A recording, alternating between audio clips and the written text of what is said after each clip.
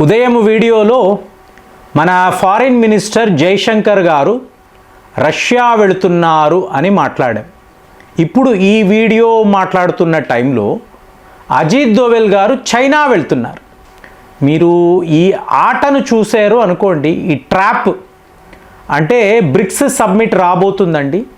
So ప్రపంచ దేశాలను మన వైపు తిప్పుకోవాలి అనే ఒక ఆలోచన ఉంటుంది కదా. ఇందులో మనము ఆడుతున్న హయ్యెస్ట్ ఆట ఇదండి. అంటే మన చరిత్రలో one of the biggest events ఇది అనేది నేను చెప్పగలను. అంత ఏంటండి అంటే మీరు ఈ గేమ్ని చూడాలండి. నాకు తెలిసి రేపు ఒక 50 ఏళ్ల తర్వాత మనం ఈ 2026 బ్రిక్స్ సమ్మిట్ గురించి మాట్లాడామో అనుకోండి. మోదీ, జైశంకర్, అజిత్ దోవల్ వీళ్ళ యొక్క జియో పొలిటికల్ స్ట్రాటజీ, దీనిని పాఠ్యాంశాలుగా మనం చదువుకుంటాం. మనము అంటే మనము కాదు, తర్వాత తరాలు.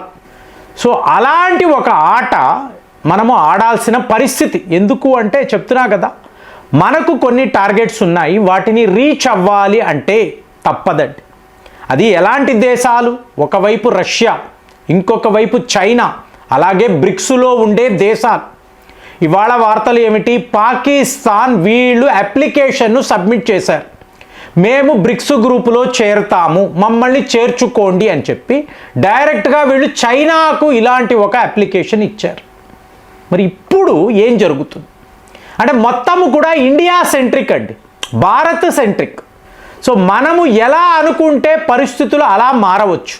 ఇప్పుడు చైనా వాడు తీవ్ర స్థాయిలో ఒత్తిడి తీసుకొస్తున్నాడు, పాకిస్తాన్ని బ్రిక్స్లో చేర్చుకొనే తీరాలి.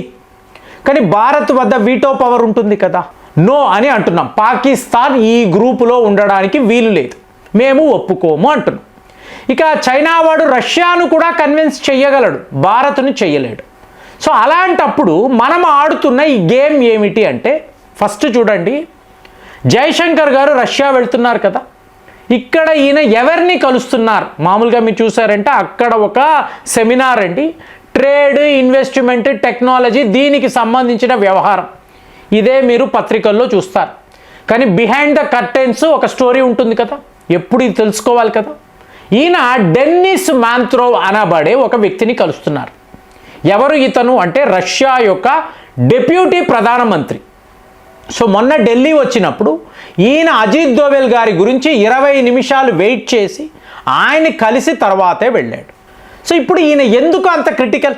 ఈ డెన్నిస్ మాంత్రోవ్ అనబడే వ్యక్తి ఎందుకు అంత ముఖ్యము అంటే, రష్యాలో మాస్కో నుంచి భారత్ వరకు ఒక రైలు మార్గము ఉండాలి, ఖచ్చితంగా మనము వెయ్యాలి అనే ప్రపోజల్ని పట్టుకొని కూర్చున్న వ్యక్తి. ఏమవుతుందంటే రష్యా నుంచి భారత్ దాకా రైల్వే మార్గము అంటే ఏమిటి, ఎందుకు? అది ఒక డిప్యూటీ ప్రధానమంత్రి ఈ ప్రపోజల్తో వస్తున్నప్పుడు పుతిన్ కూడా ప్రయత్నము చెయ్యండి, జరిగితే మనకు మంచిది కదా అని చెప్పడం. సో ఇప్పుడు ఈయన్ని కలుస్తున్నారు. మీకు వరుసగా సెంట్రల్ ఏషియా దేశాలను చూడండి.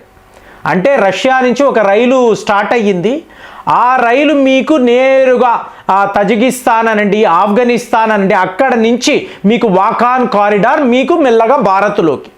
మధ్యలో ఏముంటుందండి? పాకిస్తాన్ ఆక్రమిత కాశ్మీర్ ఉంటుంది, గుర్తుపెట్టుకోండి. సో ఇప్పుడు మీకు జైశంకర్ గారు ఈయన్ని కలిసారు, మాట్లాడారు. సరేనండి, రైలు మార్గము వెయ్యాలి అంటే మధ్యలో పాకిస్తాన్ వాడు ఉన్నాడు కదా. జైశంకర్ గారు అంటారు, మేము చూసుకుంటాము లేండి అని రష్యా వాళ్ళు అన్నారు. అక్కడతో విడిచిపెట్టాడు. నెక్స్ట్ లెవెల్లో మీరు చూసారనుకోండి, షాంఘాయ్ కోఆపరేషన్ ఆర్గనైజేషన్ అంటారు. దీనికోసము భారత ప్రధాని నరేంద్ర మోదీ కిర్గిస్తాన్ వెళ్తాడు. చూడండి ఈ గేమ్ని చూడండి. ఈయన వెళ్ళినప్పుడు కిర్గిస్తాన్లో మళ్ళీ పాకిస్తాన్ వాళ్ళు అక్కడే ఉంటారు. అంటే వాళ్ళు కూడా ఎస్సీఓలో మెంబర్స్ కదా. నెక్స్ట్ ఇయర్ పాకిస్తాన్కి ప్రెసిడెన్సీ వస్తుందండి, చైర్మన్షిప్ ఇస్తారు. సో ఇచ్చినప్పుడు భారత్ వైఖరి ఏమిటి చూడాలి కదా. కాబట్టి ఇవాళే ఈ సెంట్రల్ ఏషియా దేశాలు అటు పాకిస్తాన్ని ఇటు భారత్ను కూడా వాళ్ళు కన్విన్స్ చేస్తున్నారు. అంటే 5 శక్తివంతమైన central Asia countries plus Afghanistan, ఇటువైపు పాకిస్తాన్. మధ్యలో ఎవరున్నారండి? మధ్యలో మళ్ళీ పాకిస్తాన్ ఆక్రమిత కాశ్మీర్. సో రెండవ వ్యవహారం. ఇక మూడవది చూసారో అనుకోండి, అజిత్ దోవల్ గారు చైనాకు వెళ్తున్నారు. చైనాకు వెళ్ళి అక్కడ వ్యవహారం ఏంటి? ఈ బార్డర్ డిస్ప్యూట్, సరిహద్దుల వద్ద గొడవలు ఇక ఉండకూడదు, మనము కలిసిమెలిసి వ్యాపారము చేసుకుందాము. దీనికి నేషనల్ సెక్యూరిటీ అడ్వైజర్ ఎందుకంటే వెళ్తాడు? ఈయన ఎవరిని కలుస్తున్నాడు? మీకు వాంగ్ యీ అనబడే వాళ్ళ ఫారిన్ మినిస్టర్. అంటే ఇదంతా ఒక సెట్టింగ్ అండి. సెప్టెంబర్ 13 మీకు వ్లాదిమిర్ పుతిన్ గారు భారత్కు వస్తారు. ఆల్రెడీ మీకు మొత్తం ప్రోగ్రామ్ కన్ఫామ్ అయిపోయింది. మీకు జీ జింగ్పింగ్ ఏకంగా దగ్గర 7 ఏళ్ల తర్వాత భారత్కు రావడం. సో ఇప్పుడు వాళ్ళ కండిషన్ ఏమిటి? పాకిస్తాన్ని ఏదో ఒక రకంగా బ్రిక్స్లో మీరు మెంబర్షిప్ ఇవ్వండి, అప్పుడే మా జీ జింగ్పింగ్ గారు వస్తారు, లేకపోతే ఆయన భారత్కు రారు అన్నట్టుగా వాళ్ళు మాట్లాడుతున్నారు. ఎందుకు? పాకిస్తాన్ ఆక్రమిత కాశ్మీర్ చైనాకు చాలా ముఖ్యం. మీకు అర్థమైందా? Belt and road initiative, China Pakistan economic corridor, ఇదంతా ఏమిటి? పీఓకే వద్ద. అంటే రష్యాకేమో భారత్ రైలు మార్గము కావాలి, ఎస్సీఓలేమో సెంట్రల్ ఏషియా దేశాలకు భారత్ పాకిస్తాన్ మధ్య ఫ్రెండ్షిప్ ఉండాలి, కానీ ఇక్కడ చైనా వాడికి మాత్రము పీఓకే కావాలి. సో ఇప్పుడు దీన్ని ఎలా మనము సెట్ చేస్తాము, ఎలా వీళ్ళను ట్రాప్ చేస్తాము, ఇదే గేమ్ అండి. ఇందులో భారత్ యొక్క స్ట్రాటజీ చాలా పెద్ద స్ట్రాటజీ ఉందండి. ఇది రష్యాతో కలిసి మనము చేస్తున్న పని. అందుకే ఆఫ్ఘనిస్తాన్ అనబడే దేశాన్ని రష్యా వాళ్ళు గుర్తించారు. తాలిబాన్ని విడి ప్రభుత్వముగా రష్యా గుర్తించింది. ఇది బాగా గుర్తుపెట్టుకోవాలి. సో ఈ టైంలో అజిత్ దోవెల్ గారు చైనా వెళ్ళి అక్కడ వాంగ్ యీని కన్విన్స్ చేశారు అనుకోండి. ఎన్నో మార్గాలు కదండి. నీకు పాకిస్తాన్ కావాలా, పాకిస్తాన్ ఆక్రమిత కాశ్మీర్ కావాలా, భారత్తో వ్యాపారము కావాలా? ఒకవేళ పీఓకే పాకిస్తాన్ నుంచి విడిపోయింది అనుకో, భారత్తో కలిసింది అనుకో, డైరెక్ట్గా మన సరిహద్దులు ఆఫ్ఘనిస్తాన్ వద్ద వాకాన్ బార్డర్ వద్ద ఒక అతిపెద్ద హైవేను మేము నిర్మిస్తున్నాం. చూసుకో, దగ్గర 250 కిలోమీటర్ల పొడవు హైవేను మా సొంత డబ్బుతో మేము నిర్మిస్తున్నాం. అంటే ప్లాన్ ఏంటి? పీఓకే పాకిస్తాన్ నుంచి విడిపోవాలి. జరిగింది అనుకో, నీకేమవుతుంది? నువ్వు ఆఫ్ఘనిస్తాను, ఈరాన్ నుంచి నేరుగా యూరోప్లోకి వెళ్ళిపోతావు. నీకు ఎలాంటి వ్యాపారం ఉంటుంది?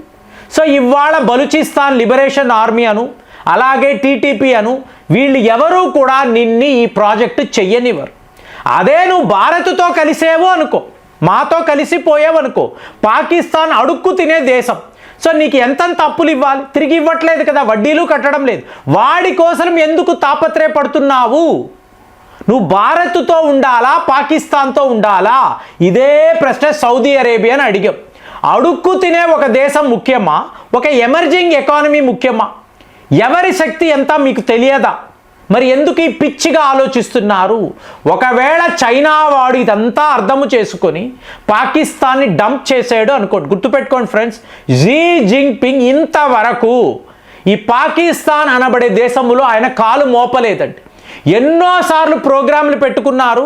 పాకిస్తాన్ యొక్క తీరు తెలుసుకొని అతను తన ప్రోగ్రామ్ని క్యాన్సిల్ చేసుకున్నాడు. అంటే ఎక్కడో ఒక డైలమాలో ఉన్నారు వాళ్ళు. సో ఇప్పుడు ఈ డైలమాను క్లియర్ చేసే పని ఎవరిది? అజిత్ దోవెల్ది. ఇక జైశంకర్ వెళితే వ్యవహారము వేరేలా ఉంటుంది. ఇప్పుడు ఇది ఎలాగో చెప్పమంటారా? మీకు ఈ బ్రిక్స్ సమ్మిట్ అయిన తరువాత మీకు జైశంకర్ గారేమో చైనా వెళతాడు, అజిత్ దోవెల్ గారేమో రష్యా వెళతారు, మోదీ గారు ఏమో రష్యా చైనా వెళతారు. సో వీళ్ళు ఆడుతున్న ఈ ఆటలో, ఈ ట్రాప్లో మీరు రష్యా, చైనా, సెంట్రల్ ఏషియా దేశాలను మీరు మీ దారిలోకి తెచ్చుకోగలిగారు అనుకోండి. చెప్తున్నా కదా, నెక్స్ట్ 50 ఇయర్స్లో పుస్తకాలలో దీని గురించే రాస్తారు. ఎందుకంటే పీఓకే అక్కడ ఉండదు. మీకు చైనా, రష్యా, భారత్ మిత్రదేశాలు అయిపోతారు. అమెరికా అనబడే సామ్రాజ్యము కూలిపోతుంది. ఇక్కడ బ్రిక్స్ ఎక్స్పాన్షన్ అనేది జరుగుతుంది. బ్రిక్స్ కరెన్సీ వస్తుంది. భారత్ ఎప్పుడూ కూడా న్యూట్రల్ అనే ఆ రోజులు వెళ్ళిపోయి ఉంటాయి. మనము ఒక స్ట్రాంగెస్ట్ కంట్రీగా ఆ రోజులు అంటే జీడిపిలో ప్రాబబుల్లీ నంబర్ 1 కంట్రీగా కూడా ఉండవచ్చు. అలాంటి పరిస్థితులు ఇవాళ 2026లో ఈ సెట్టింగ్ అనేది జరుగుతుంది. ఇది నా అంచనా. మరి మీ అనాలిసిస్ ఎలా ఉంది? కామెంట్స్లో రాయండి. మళ్ళీ వచ్చే వీడియోలో కలుద్దాం. జై హింద్.